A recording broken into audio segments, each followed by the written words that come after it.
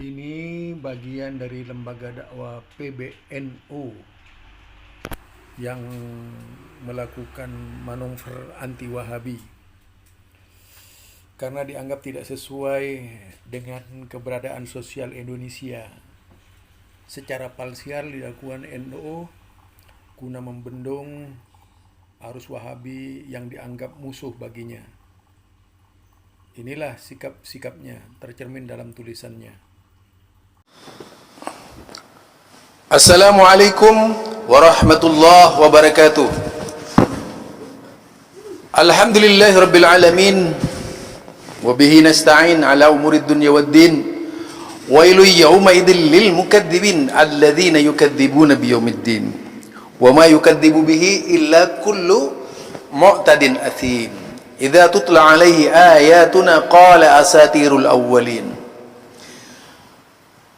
فإن أحسن الكلام كلام الله وخير الهدى هدى محمد صلى الله عليه وسلم وشر الأمور محدثاتها فإن كل محدثة بدعة وكل بدعة ضلالة وكل ضلالة في النار.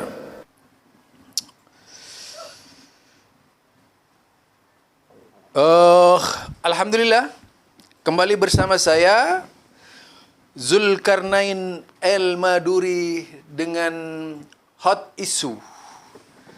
Kali ini berkaitan dengan yaitu statement, pernyataan, juga ajuan yang dilakukan oleh yaitu LDPBNU. Atau LDPBNU ini adalah lembaga dakwah PBNU. Lembaga dakwah PBNU ini melakukan sesuatu yang mungkin sangat luar biasa ya. Karena tujuannya menebas pemikiran yang dianggap Wahabi. Tapi kalau melihat dari sisi pluralis, ya ini kegagalan PBNU sebenarnya.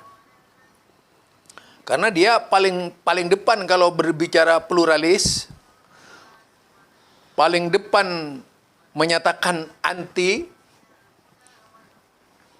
terhadap orang-orang yang tidak pluralis, dan ternyata sekarang paling depan menjadi kelompok yang anti kelompok lain.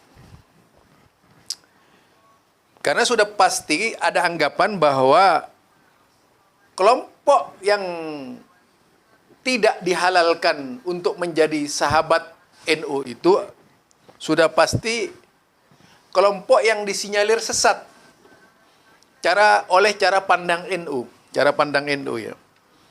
Sebagaimana yang diberitakan oleh Detik News misalnya. Dalam Detik News dikatakan, lembaga dakwah PBNU minta pemerintah larang Wahabi. Hijrah Fest Festival ini ya kalau tidak salah ya. Jadi lembaga dakwah dikatakan di dalamnya, lembaga dakwah pengurus besar Nahdlatul Ulama PBNU meminta pemerintah Indonesia melarang persebaran paham Wahabi. Selain itu, LDPBNU meminta gelaran event Hijrah Festival atau Hijrah Fest dilarang. Wow. Kalau disimak ya, dipelajari ini berita resmi dari Detik News gitu ya. Jadi bukan situs abal-abal, tapi situs yang sangat dikenal di tengah-tengah masyarakat. Siapa yang tidak kenal dengan Detik News itu? Artinya berita ini memang berita yang tidak dibuat-buat ya.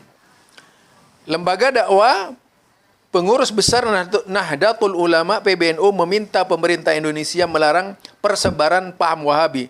Selain itu, LDPBNU meminta gelaran event Hijrah Fest atau Hijrah Fest dilarang. Melihat dari cara melontarkan kata demi kata yang tertulis di dalam Detik News ini menunjukkan bahwa PBNU ini memang sering, NU ini memang sering melakukan manuver-manuver seperti itu. Tidak salah jika di berbagai belahan Indonesia ini terjadi kegoncangan-kegoncangan sosial gitu ya. Seperti pembubaran pengajian, semuanya didalangi oleh paham yang sama gitu. Didalangi oleh paham yang sama. Anehnya di sini dia membawa istilah gesekan sosial. Sosial dalam pengertian yang sangat tendensius golongan gitu. Artinya parsial sekali. Jadi sosial yang dimaksud adalah kalau benturan dengan NU itu adalah dikatakan sebagai gesekan sosial gitu. Hebat banget ya caranya itu.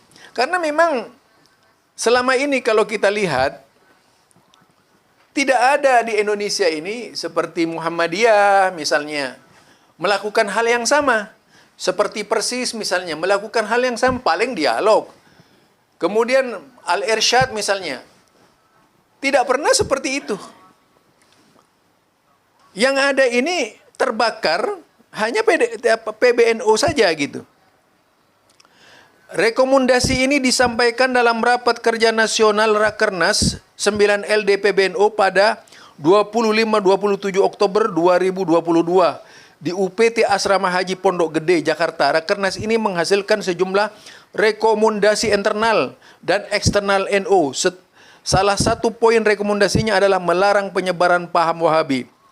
Lembaga dakwah PBNU merekomendasikan kepada pemerintah dalam hal ini Kominfo Polhukam. Kita tahu Polhukamnya siapa? Bapak Mahfud Madura Al-Maduri. Saya juga Maduri Pak Mahfud.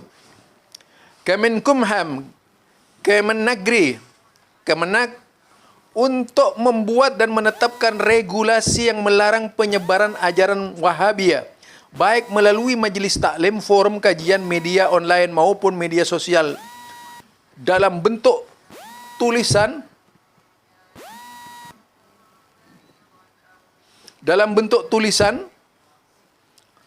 audio maupun visual. Banyak rekomendasi seperti itu dikutip detik.com dari laman LDPBNU, Jumat 28/10/2022. Nah, itu beritanya. Jadi, kalau membaca dari pernyataan PBNU ini nyata sekali bahwa kalau ada pembubaran pengajian yang dilakukan oleh kelompok-kelompok tertentu di Indonesia ini, sudah kita bisa pastikan berangkatnya ya dari sana gitu ya. Artinya ada klaim di Indonesia bahwa kebenaran itu mutlak milik NU. Kemudian menggunakan ajian mumpung bahwa orang tidak boleh berbeda dengan NU. Kalau nanti berbeda dengan NU, pada intinya nanti dituduh Wahabi gitu. Ajian mumpung kemungkinan karena ada, yaitu secara kebetulan ada Kiai Haji Ma'ruf Amin, Wakil Presiden, ada Mahfud MD yang duduk di pemerintahan. Nah, menggunakan ajian mumpung seperti ini, mudah-mudahan tidak benar dugaan saya ini. Saya hanya kemungkinan bisa terjadi gitu. Karena yang jelas kalau kita melihat dari cara berpikir NU ini sungguh sangat di luar dugaan. Mereka yang konon tempatnya kitab gitu ya. Kemudian di Indonesia kita tahu bahwa di Indonesia ini ada masyarakat majmuk. Ada Kristen, ada Hindu, ada Buddha, ada Konghucu, ada kebatinan dan sebagainya. Itu bisa hidup di Indonesia. Bisa hidup di Indonesia itu. Tetapi tiba-tiba ada pernyataan kegundahan dari kelompok LDPBNU ini untuk yaitu menenggelamkan Wahabi. Mengganyang Wahabi dari Indonesia gitu. Menganggap Wahabi itu lebih parah dari PKI gitu. Jadi ini cara-cara yang tidak elegan. Bahkan di situ kita lihat paham-pahamnya dianggap sesat semua. Sampai kalau kita lihat audio, video online tidak boleh semuanya. Ini kan sangat luar biasa. Di negara yang selalu dipelopori oleh mereka yang selalu teriak-teriak Pancasila itu.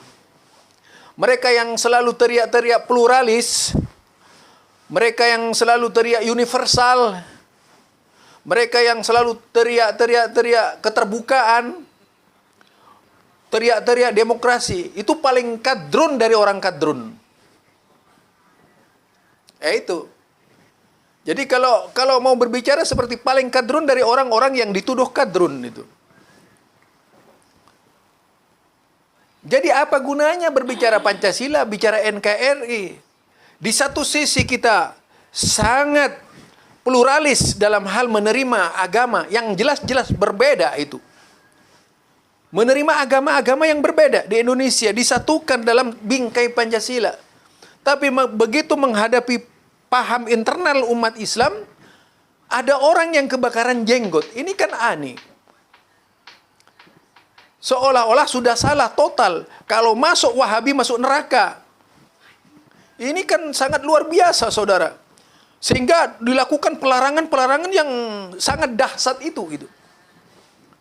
Tentu ini adalah sebuah fenomena baru di negara yang konon paling menjunjung tinggi demokrasi itu ternyata paling rendah nalar intelektualnya itu.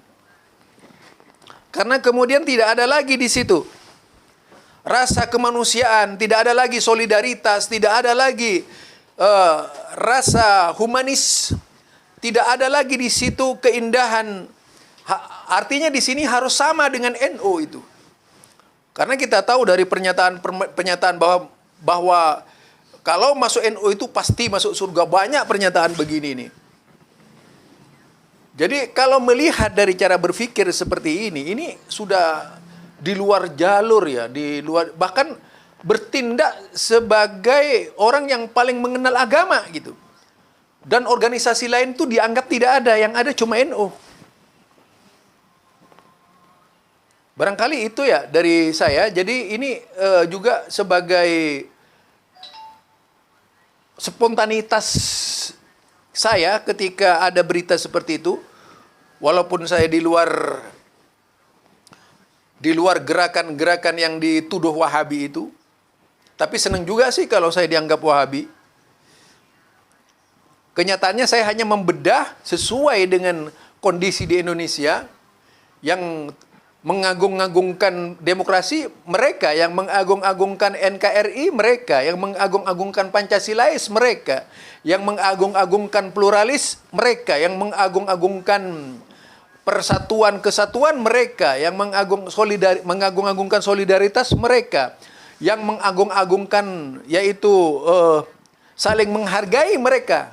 Kenyataannya mereka lah sekarang yang berbuat jauh melebihi ormas-ormas yang lainnya. Ini hanya sekedar urun rembuk dari saya. Semoga Allah Subhanahu wa taala memberikan bimbingan kepada PBNU benar-benar menjadi pelindung umat, bukan pengusung kelompok. Subhanakallahumma wa bihamdika asyhadu an la ilaha illa anta astaghfiruka wa atubu ilaik. Assalamualaikum warahmatullahi wabarakatuh.